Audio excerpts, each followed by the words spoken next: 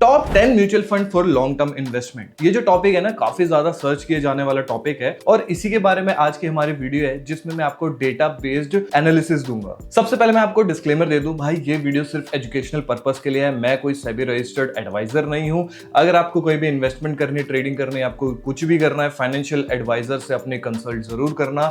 ये वीडियो को सिर्फ नॉलेज के लिए और इन्फॉर्मेशन के लिए देखना। तो आज का हमारा अप्रोच क्या होने वाला है, सबसे पहले तो मैं आपको डेटा ड्रिवन फंड एनालिसिस दूंगा, कैटेगरी के बेसिस पे टॉप परफॉर्मर्स बताऊंगा और रुपीजी के प्लेटफॉर्म पे कैसे वेरीफाई करें वो भी बताऊंगा और फ्रेमवर्क दूंगा पूरा। तो सबसे पहले बात करते हैं लार्ज कैप फंड के एग्जांपल की, ठीक है। तो इसमें हमारा पराग पारिक का जो फ्लेक्सी कैप फंड है ना, वो नंबर 1 पे आता है। अब इसके बारे में थोड़ा और समझते हैं। ये जो है ना, पिछले 5 साल से टॉप परफॉर्मर है। अगर आप इसका क्वार्टाइल चेक करोगे, कंसिस्टेंटली इसने रिटर्न दिए हैं। फ्लेक्सी कैप हम यहाँ पे अप्रोच लेके चल रहे हैं। अब इससे क्या होता है, हमारे इंटरनेशनल डाइवर्सिफिकेशन भी होती है, एक्सपेंस रेशियो भी काफी कम है और पीयर्स भी, और लॉन्ग फंड मैनेजर टेन्योर। अगर हम थोड़ा डेटा की बात करें तो पिछले 5 सालों में इसका जो एवरेज रिटर्न आया वो 18 से 20% के अराउंड आया है। पिछले 10 साल में 15 से 16% का एक एवरेज रिटर्न मिला है और निफ्टी 50 को इसने कंसिस्टेंटली बीट किया है। बट हम इसके बारे में डिस्कस क्यों कर रहे हैं? रिस्क एडजस्टेड रिटर्न जो है स्ट्रॉन्ग है, ड्रॉडाउन जो है इसकी कैटेगरी में बेटर है और साथ में हमें इंटरनेशनल एक्सपोजर भी मिल जाता है, टिपिकली 20-30% का। रुपीजी पे जाके स्मार्ट एक्सप्लोर पे सर्च करो, हिस्टोरिकल परफॉर्मेंस देखो, पोर्टफोलियो होल्डिंग्स चेक करो और सेम कैटेगरी के साथ कंपेयर कर सकते हो। अब दूसरी बात करते हैं फोकस्ड इक्विटी कैटेगरी की। इसमें जो हमारा आईसीआईसीआई प्रूडेंशियल का ब्लू चिप फंड है ना, वो बढ़िया है। लार्ज कैप कैटेगरी में जो है कंसिस्टेंट है, 25 साल से भी ज्यादा का यहाँ पे ट्रैक रिकॉर्ड है, डिसिप्लिन इन्वेस्टमेंट अप्रोच है और AUM भी जो है वो काफी हाई है, ऑलमोस्ट 50,000 करोड़ से भी ज्यादा। 5 साल में ना 16-17% का एवरेज रिटर्न है, 10 साल का एवरेज रिटर्न है, 14-15% का एवरेज रिटर्न है और वैसे भी इक्विटी फंड है तो वॉलिटिलिटी भी काफी लो है। ये क्वालिटी स्टॉक पे फोकस करता है, मिनिमल चर्न है और डाउनसाइड प्रोटेक्शन डिसेंट है। रुपीज पे जाके ना इसको कंपेयर कर सकते हो आप निफ्टी 50 के साथ, इसका एक्सपेंस रेशियो चेक कर सकते हो, इसकी कंसिस्टेंसी चेक कर सकते हो टाइम पीरियड के अकॉर्डिंग। अब तीसरी हम बात करते हैं मल्टी कैप फंड के कैटेगरी की, जिसमें एक म्यूचुअल फंड है क्वांट एक्टिव फंड। ये ना क्वांटिटेटिव मॉडल बेस्ड है, रिसेंट स्ट्रॉन्ग परफॉर्मर है पिछले 2-3 साल का, स्मॉल और मिड कैप में थोड़ा सा टिल्ट है और यूनिक क्वांट अप्रोच है। रिसेंट के इसके रिटर्न्स तो काफी ज्यादा अच्छे हैं, ऑलमोस्ट 25% है कुछ पिछले ही कुछ सालों में। वॉलिटिलिटी इसमें ना लार्ज कैप से थोड़ी सी ज्यादा है और इसका स्टाइल जो है वो मोमेंटम बेस्ड है। तो इसके भी बारे में आप रिसर्च कर सकते हो कि इसका रिस्क एपेटाइट जो है वो आपके पोर्टफोलियो के अकॉर्डिंग सही है या नहीं। अदर मल्टी कैप्स के साथ आप इसका जो है ड्रॉ डाउन वो भी कंपेयर कर सकते हो और सेक्टर कंसंट्रेशन को जो है वो भी आप चेक कर सकते हो। अब बात करते हैं चौथे की, जो कि है मिड कैप कैटेगरी की। अब मिड कैप कैटेगरी में ना एक बहुत ही बढ़िया म्यूचुअल फंड आप कह सकते हो, मोतीलाल ओसवाल का मिड कैप फंड। अगर आप हिस्टोरिकली देखोगे तो मिड कैप कैटेगरी जो है वो लीडर है भाई। कॉन्सेंट्रेटेड पोर्टफोलियो है 30 से 40 स्टॉक्स का, हाई कन्विक्शन अप्रोच है और लॉन्ग टर्म के लिए अगर आप सोच के चल रहे हो तो बेस्ट है। अगर आप हम रिटर्न्स की बात करें तो पिछले 5 साल का रिटर्न इसका 20% का एवरेज रिटर्न बनता है।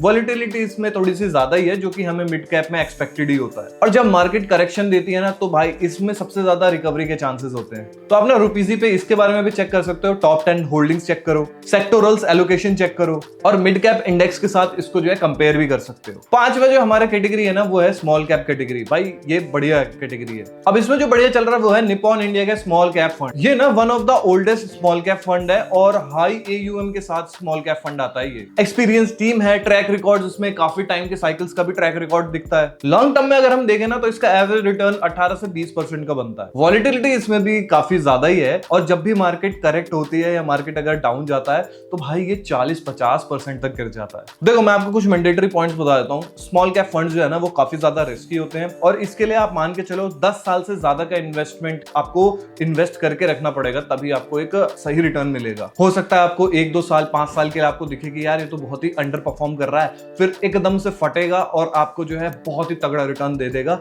बिल्कुल एवरेज बना देगा 18 से 20% का। भाई ये कोई गारंटी नहीं दे रहा हूं मैं आपको पिछले कुछ सालों का जो डेटा है उसके अकॉर्डिंग बता रहा हूँ। रिसर्च के लिए मैक्सिमम ड्रॉडाउन देखो, रिकवरी टाइम का एनालिसिस करो। अब बात करते हैं 6th कैटेगरी, जो कि है हाइब्रिड एग्रेसिव कैटेगरी। अब इसमें जो बढ़िया सा म्यूचुअल फंड है ना, वो है HDFC का हाइब्रिड इक्विटी फंड। अब ये जो है ना, ये बैलेंस अप्रोच रखता है। 65 to 70% जो है ये इक्विटी में पैसा डालता है, बाकी पैसा जो है डेट में डालता है। प्योर इक्विटी से कम जो है इसमें वॉलेटिलिटी है और साथ में कंसिस्टेंट परफॉर्मर है। जिनको रिस्क कम लेना है ना, उनके लिए ये बढ़िया हो सकता है। अब अगर हम इसके नंबर्स की बात करें तो 11 से करीब 13% का एवरेज रिटर्न इसका निकलता है और प्योर इक्विटी में अगर आप इन्वेस्ट करें तो उसमें जो वॉलेटिलिटी होती है उसका 30 से 40% कम यहाँ पे वॉलेटिलिटी आपको देखने को मिलती है। और डाउन साइड के लिए ना यहाँ पे आपको बेटर प्रोटेक्शन मिलता है, क्योंकि ऑब्वियसली यहाँ पे फंड जो है डेट फंड में भी इन्वेस्ट होता है। तो रुपीजी पे जाके ना ना इसको आप मैनुअली कंपेयर कर सकते हो 70% इक्विटी 30% डेट के साथ। इक्विटी डेट स्प्लिट के चेंजेस जो होते हैं उनको आप चेक कर सकते हो, और एक्सपेंस रेशियो जो है वो भी आप चेक कर सकते हो सेपरेट फंड्स के। अब 7th जो हमारा आता है वो है इंडेक्स फंड कैटेगरी है। वो इसमें जो बढ़िया काम करता है वो है निफ्टी 50 का इंडेक्स फंड। भाई सबसे अच्छी बात क्या है ना, इसका लोएस्ट कॉस्ट है, मतलब 0.1 से 0.3 का एक्सपेंस रेशियो होता है। पैसिव अप्रोच यहाँ पे आप लगा सकते हो और गारंटीड इंडेक्स रिटर्न आपको देखने को मिल जाता है over a period of time, और कोई फंड मैनेजर का रिस्क नहीं है। अगर हम इसके डेटा के नंबर्स की बात करें तो पिछले 15 से 20 साल का अगर हम एवरेज रिटर्न देखें तो 12% का इसने एवरेज रिटर्न दिया है। यहाँ पे जीरो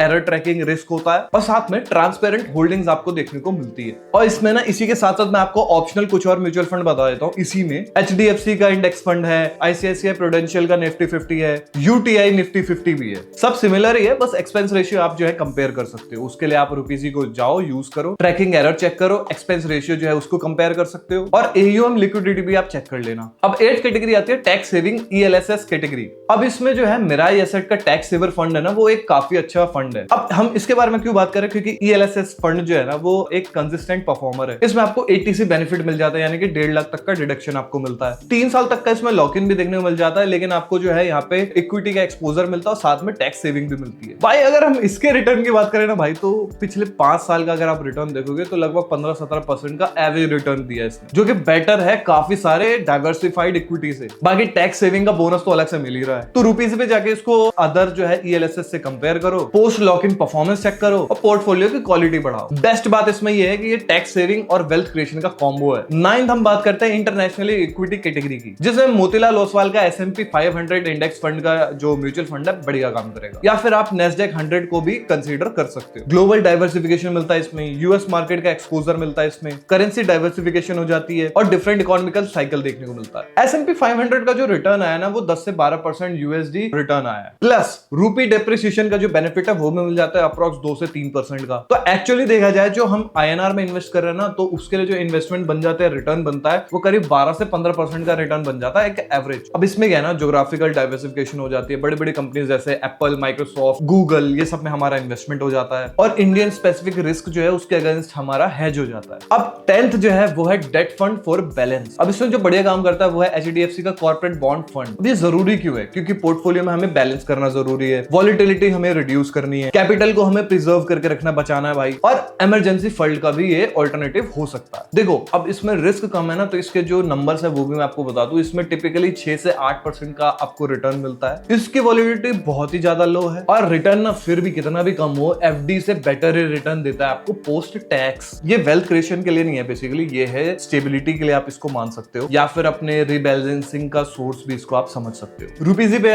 जाके जो है आप इसकी क्रेडिट क्वालिटी चेक कर सकते हो, जैसे कि AAA, AA, -A, +A, ऐसे कर करके कैटेगरीज बहुत सारी होती है, वो आप चेक कर सकते हो। एवरेज मैच्योरिटी हो गया, इंटरेस्ट रेट रिस्क हो गया, ये सब आप वहां पे चेक कर सकते हो रुपीजी पे। अब मैं आपको ना एक ओवरऑल बताता हूँ आपके पोर्टफोलियो बिल्डिंग का अप्रोच होना क्या चाहिए। अगर आपकी एज ना 25 से लेकर 35 के बीच में है तो आप एक हाई रिस्क ले सकते हो। अपना 30% पैसा ना लार्ज कैप या फ्लेक्सिब कैप में डाल दो, 25% मिड कैप में डाल दो, 10% आप स्मॉल कैप में डाल दो, 10 इंडेक्स में, 10 इंटरनेशनल में, 10 डेट फंड में डाल दो। और अगर एज 35 से 50 है तो आप बहुत ज्यादा रिस्क नहीं ले सकते हो, तो मैनेज करना है तो कैसे करना है। 40% लार्ज या फ्लेक्सी कैप, 20% मिड कैप, 10% आपका हो गया स्मॉल कैप, 20% हाइब्रिड हो गया, 10% आपका डेट हो गया, और बचा हुआ 10% आपने डाल दिया इंडेक्स में। और अगर आप बिल्कुल ही रिस्क नहीं ले सकते, आपकी एज 50 या उससे भी ज्यादा की है, तो फिर अलग ही अप्रोच है, वो बताता हूँ। उस केस में आपको 30% आपको लार्ज कैप में डालना है, 20% आपको हाइब्रिड में डालना है, 10% इंडेक्स में डालना है, और 40% आपको डेट फंड में डालना चाहिए। तो ये सब ना मैंने आपके रिस्क एपेटाइट बेसिस पे और एज बेसिस पे मैंने आपको बता दिया। बाकी ये कोई भी एक फाइनेंशियल एडवाइस नहीं है, ये बस मेरा पॉइंट ऑफ व्यू है। ये वीडियो एजुकेशनल पर्पस के लिए, मैं आपको फिर से डिस्क्लेमर दे रहा हूँ बस। तो बात करते हैं रुपीजी पे, आखिर भाई हम इन्वेस्टमेंट कैसे करें या आप बेसिकली रिसर्च कैसे करें। तो भाई रुपीजी का लिंक जो है आपको डिस्क्रिप्शन में मिल जाएगा, पिन कमेंट में मिल जाएगा, वहां से जाओ, फ्री डीमैट अकाउंट को ओपन करो, केवाईसी आपकी ऑनलाइन कंप्लीट हो जाएगी, केवाईसी कर लेना। फिर स्मार्ट एक्सप्लोर टूल पे जाओ, कैटेगरी सिलेक्ट करो, फंड्स का जो है रिस्क रिटर्न का ग्राफ दिख जाएगा, विजुअली कंपेयर करो और शॉर्टलिस्ट करो 2 से 3 फंड्स हर कैटेगरी के। फिर डिटेल कंपैरिजन के लिए शॉर्टलिस्टेड फंड को कंपेयर करो side by side, returns check करो 5 साल, 3 साल, 10 साल का, एक्सपेंस रेशियो चेक करो, रिस्क मैट्रिक्स चेक करो, फंड मैनेजर की डिटेल्स चेक करो। अब उसके बाद तुम चले जाओ MF लैब टेस्टिंग पे, हाइपोथेटिकल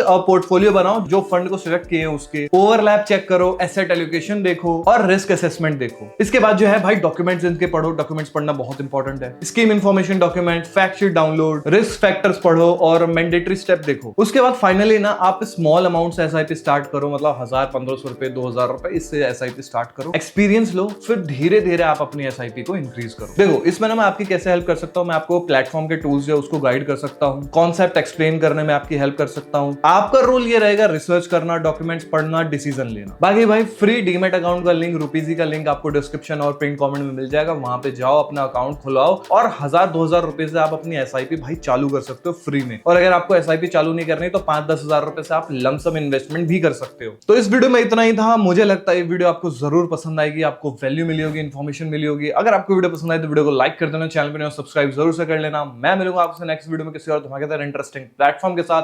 तब तक ले #चौधरी टिप्स।